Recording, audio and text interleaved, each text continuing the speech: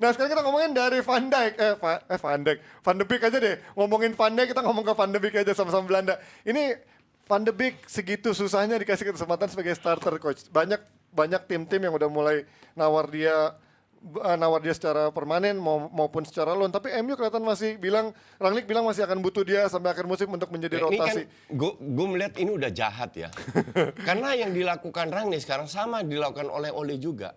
Karena masih mempertahankan. Musim lalu dia juga dapat tawaran untuk pindah. Dan Ole bilang dia tidak boleh pindah. Karena dia masih punya kontrak dan gue butuh dia. Ujung-ujungnya nggak dikasih juga. Iya, Minute play-nya itu rendah banget.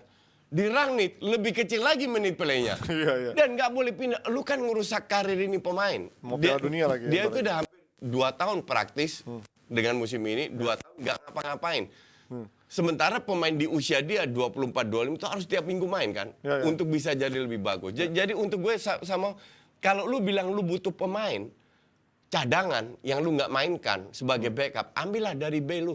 Oh, ngerti nggak? iya. Jangan pemain-pemain gini, lu rusak karirnya gitu loh. Tapi kan ini musim Sama kayak Lingard juga. Lingard tuh usia 29. Betul, di penghujung karir. 29 dia kalau musim ini bermain bagus, seandainya dia bermain bagus musim ini, dia masih bisa diambil oleh klub yang lumayan besar. Ngerti nggak? Dia masih bisa cari duit banyak dan Van Dijk udah kelamaan. Van de Beek. Lingard, sorry. Oh, Lingard, oke. Lingard udah kelamaan. Contoh paling bagus lagi yang bego juga, Isco. Oh, ini juga nih salah satu kasus aneh nih. Isco itu parah banget. Tapi ini juga karena Isco-nya nggak mau pindah kan? Exactly. Kan zona nyaman juga. Tolol Isco-nya. Kayak Padahal kalau kita lihat 4 tahun yang lalu, di mana dia juga cadangan, nggak main-main. Kalau dia pindah, mungkin udah berbeda nasibnya ya. udah jadi jauh lebih bagus. Nah sekarang kalau kita melihat bursa transfer musim dingin ini kan sekarang kebanyakan juga tim-tim lebih cenderung pengen minjem aja nih coach. Sekarang apakah lo melihat ke depannya dengan sekarang pandemi dan juga situasi keuangan yang juga menyulitkan ini akan menjadi tren lebih banyak untuk tim-tim besar pun sekarang udah nggak malu untuk loan permanent option seperti itu. Loan itu kan kita harus tahu bahwa setelah pandemi semua klub kesulitan. Apalagi kayak Barca. Ya kan? Mau tidak mau mereka harus loan. Atau berusaha untuk loan. Buktinya Barca bisa beli Ferran Torres. Kalau ada pemain yang diincar nggak bisa di loan, dibeli cicilan 5 tahun gitu kalau ya. nggak sekarang ya udah awal musim Aspi kemungkinan besar datang. Kessie kemungkinan besar datang. Nasraoui kemungkinan besar datang. All tiga-tiganya. Nasraoui itu yang bek kanan ya? Bek kanan kan bener ya. Nasraoui udah bilang, gua akan pindah. Dia udah bilang dan Overmars tidak mau melepas dia winter break ini karena kalau dia dilepas cuman bayar 6, 7, 8, 9 juta di bawah 10 juta not worth it karena dia masih berfungsi untuk Ajax, berguna banget, dia adalah pemain starter, makanya ya udah mending gratis tapi musim depan setengah tahun karena Ajax lolos Champions League juga dan lain. Nah, jadi banyak kasus di mana mereka harus loan atau beli. Tapi yang satu fenomena yang bikin gue agak kelihatan menurut gue ya. Agak kelihatan tahu apa? Pemain itu nggak mau perpanjang kontrak. Oh iya sekarang udah pakai pemain itu udah play hard to get. Sekarang kayak gitu ya. Iya banyak udah. Kenapa? Karena kalau agen gue bagus, rata-rata pemain itu agennya bagus yang menengah ke atas, gue dapat signing fee. Signing fee itu bisa 10-20 juta loh. Buat pemainnya atau buat pemainnya? Buat agen.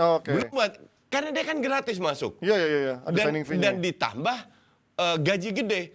Karena kalau gue sebagai klub, kalau gue contoh paling Rudiger lah, free kan? Iya, free transfer akhir tahun. Rudiger akhir musim. Yang incer asumsi Real Madrid, oke? PSG Madrid. 10-11 juta yang dia minta dengan gaji dia sekarang gue nggak tahu berapa, pasti di bawah itu. Madrid bisa bayar. Kalau Madrid harus beli pemain selevel dia, minimal 50 juta. Isunya Oke? 50. 50 juta dia bagi-bagi aja. Ini udah gaji kebayar. 50 itu plus gaji loh. Iya. Itu cuma transfer fee. Transfer fee. Nah sekarang dengan 50 gue bisa kasih pemain mungkin 10, agennya 10, gaji 10, gue masih untung 20. Iya ya. Sekarang jadi modelnya begitu. Iya. Dan kalau sana diperpanjang, pemain nggak dapat signing kontrak. Betul. Signing fee. Signing fee. Iya kan? Iya. nggak dapat, cuman perpanjang kontrak. Oke, gajinya naik dari 5 juta ke 8 juta. Oh, berarti sekarang point of view pemain itu dia mulai Komersial. main keras karena dia mikir dari sisi signing fee-nya dan juga itu ya. dilakukan Christensen, dilakukan Rudiger. Iya.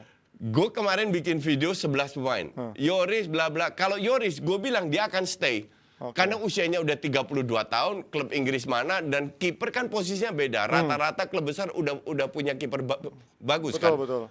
Jadi kalau kiper mungkin lebih cenderung stay. Iya. Ya kan? Tapi kalau pemain, apalagi striker, apalagi pemain bagus, kayak Mbappe contoh. Mbappe dapat signing kontrak minimal, signing fee minimal 20 juta itu. Itu biasa buat bayar klub aja 20 Ya. juta kurang ya. Ini buat pemain sendiri 20 juta gede banget. Madrid akan bilang, oh, gue nggak masalah bayar lu. Karena kalau gue harus beli Bisa 100, 200. setengah tahun yang lalu ditawar 100 ditolak. Iya, Asumsi 100, 20 buat ini, 20 buat agennya, 20 gaji. Masih untung 40 Madrid. Ngerti nggak? Iya. Nah inilah fenomena yang sekarang gue lihat bahwa pemain itu lebih cenderung tidak mau perpanjang kontrak. Iya, Alaba kemarin di Madrid. Nanti yang heboh tahu apa? Salah. Oh, ini juga salah lagi bermain keras juga ya. Iya. Alot. Walaupun dia ngaku, gue sih sebenarnya nggak minta yang aneh-aneh. Tapi mungkin ya salah nggak tolol juga kali. Dia juga tahu pemain-pemain selevel dia berapa. Iya. Harganya, gajinya. Iya. Ya kan? Iya. Dan mungkin dia hanya minta itu kenaikan dan manajemen Liverpool kita tahu sendiri. Iya. Kalau salah dilepas, mereka mau beli siapa dengan harga murah? Iya ya, pelit-pelit banget kan Liverpool beli Liverpool pemainnya. pelit banget.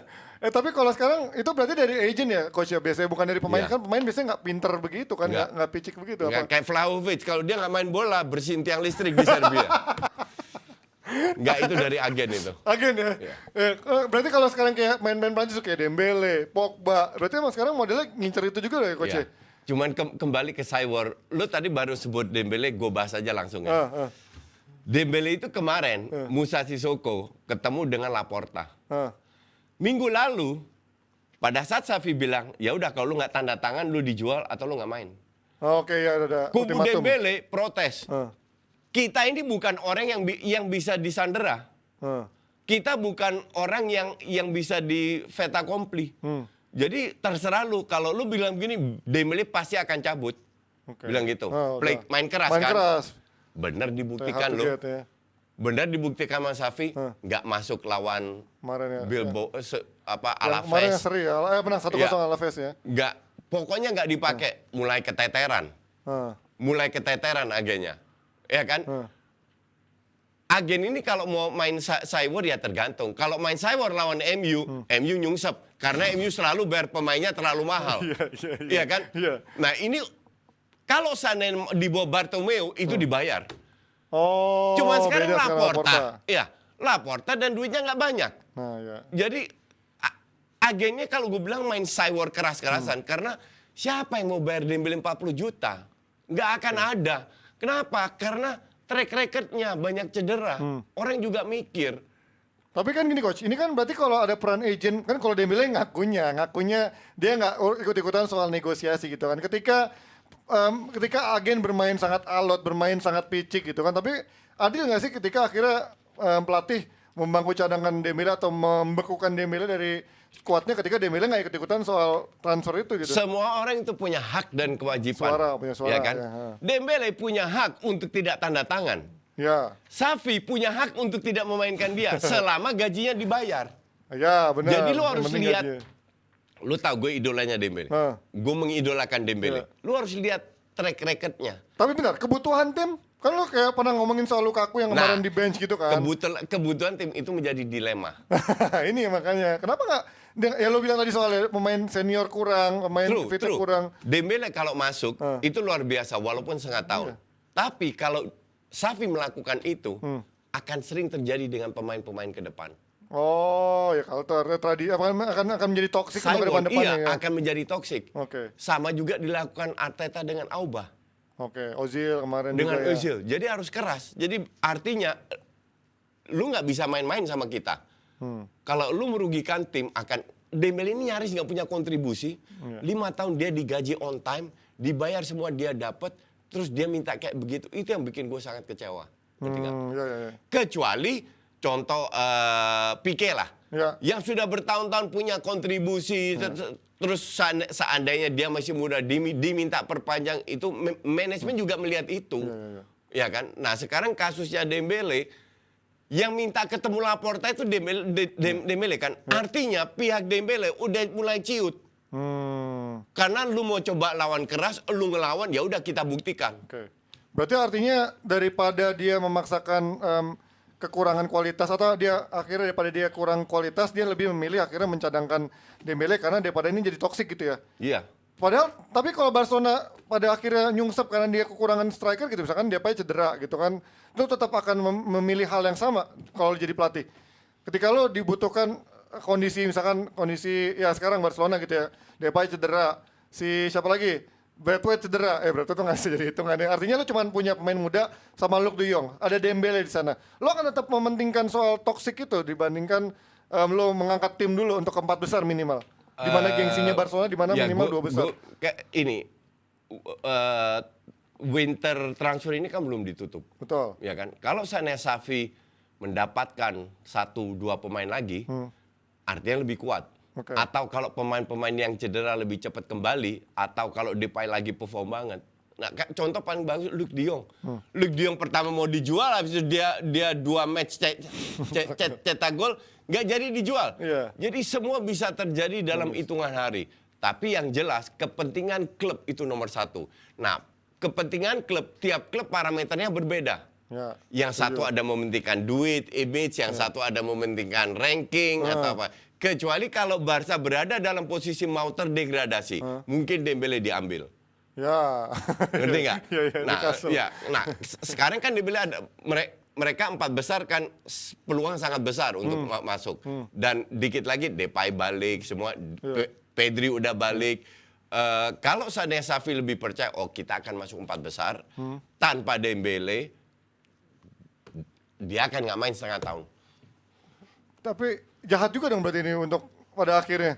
Kan gue bilang tadi, 5-10 tahun terakhir sepak bola itu lebih industri. Jadi it's all about money. Ya berarti kemarin dan pemain pun juga melakukan hal yang sama. Berarti tuh kalau Lukaku kemarin udah bener dong coach keputusannya. Karena dia nggak mau ada pemain yang bisa seenak itu juga ngasih statement tentang pelatih segala macam tentang taktikal berarti kan. Keputusan bener, disanksi bener. Itu semua fans Chelsea juga setuju, bahkan gue setuju.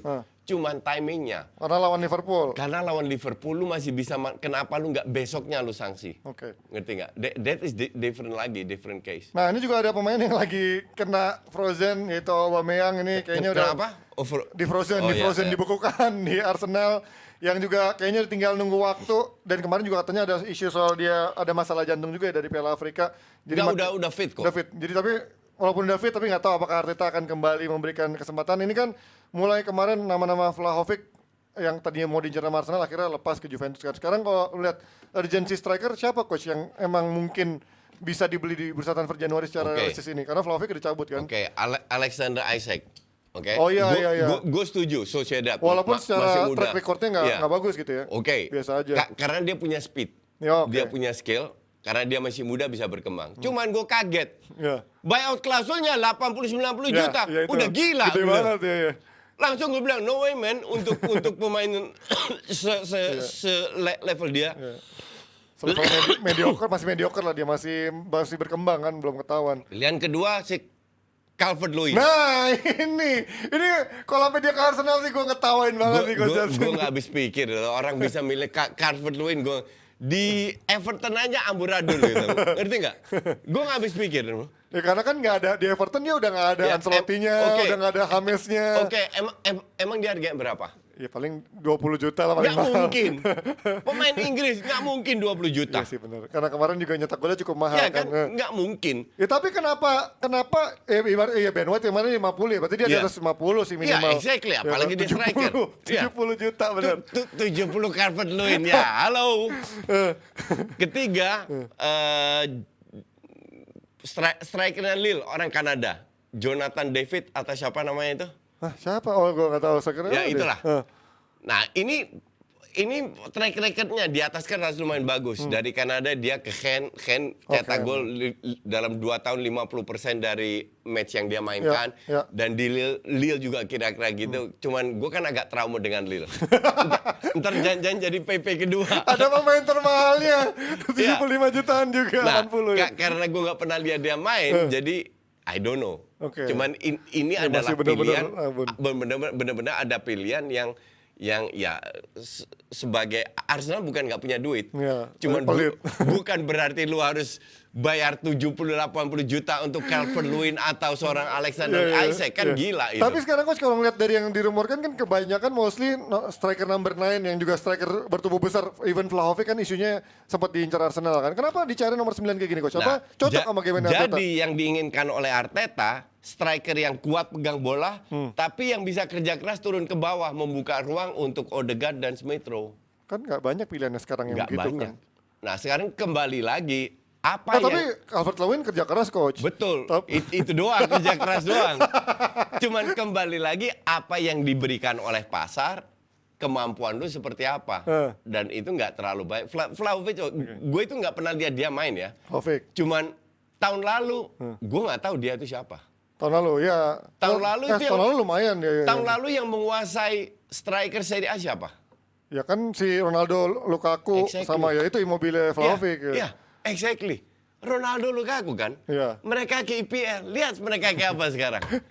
Terus lu mau bayar orang yang di bawah Lukaku, Ronaldo, harganya 70, suruh ke IPL. Dan baru 1 tahun bersinar di Serie A juga kan, Vlahovic kan? Exactly, baru tahun ini kan? Tahun lalu. Ya, tahun ini baru mulai tahun juga. lalu lah. Nah, gue bilang dia sadar bahwa dia pilih Juve. Iya, karena di Juve dia bisa lebih berkembang lagi. Ya, dan ini gue udah tahu lah sepak bola Serie A daripada gue rasa dia sadar bahwa dia belum sanggup untuk bisa perform di IPL. Makanya dia pilih Juve, bukan karena Juve hebat. Nah kalau berarti kalau lo suruh milih antara tadi si Isak, Jonathan itu sama Calvert-Lewin, lo pilih Isak? Ya tergantung duitnya. Iya kan? Ya ibaratnya duit gak jadi masalah gitu, it doesn't matter. Gue gak setuju kalau beli kayak PP 70 juta dapat kayak begitu ya. Ya karena kan mau gak mau Isak emang rilis kelasnya 70-an. Calvert-Lewin juga pasti otomatis sekitar segituan lah.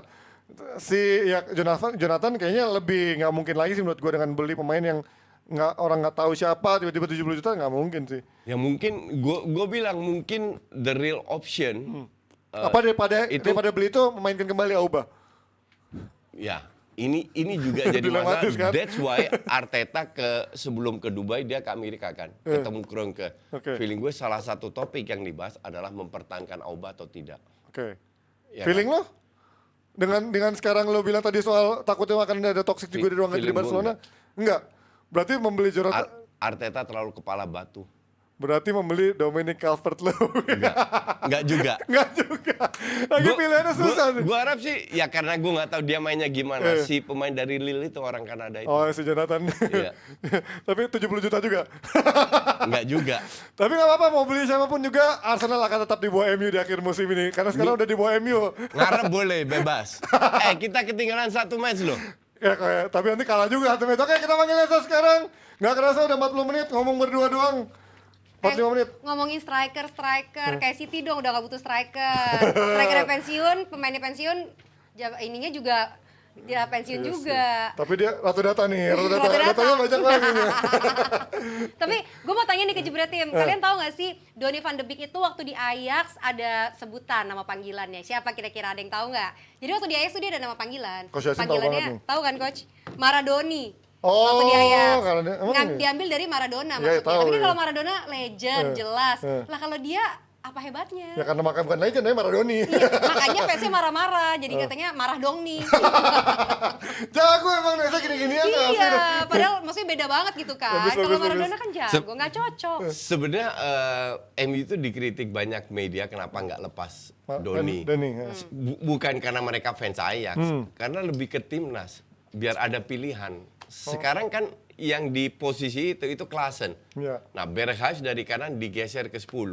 Nah, tetap harus ada satu opsi lain, yaitu harusnya Donny van de Beek. Lagian beli mahal-mahal MU cuma jadi bench warmer.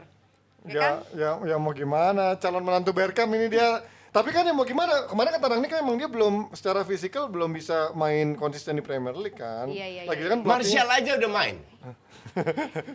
Habis itu dibuang. Nggak make sense gitu loh. Iya. Berarti kan lo awal lo muji Rangnick, sekarang juga mulai kritiknya banyak sama Rangnick. Iya, bikin gue, ya gue kan bukan paranormal Oh, iya, nih. benar. Gue kan yang gue puji kan tacticalnya. Iya. Bahwa pemilihan pelatih pemain kan beda lagi itu. Luar biasa ya pembicaraan kakak beradik ini ya. Empat Hei, mata sungguh bapak dan sangat anak, mendalam. kakak adik, kakak aja. Gue botakin rambut gue. Biar banyak endorsan ya. Koci. Udahlah, Oke, waktunya kita tuh harus tutup ya karena durasinya juga udah 50 menit. habis. Kita ketemu lagi besok. Terima kasih Jebretin, terima kasih Koci. Bye-bye.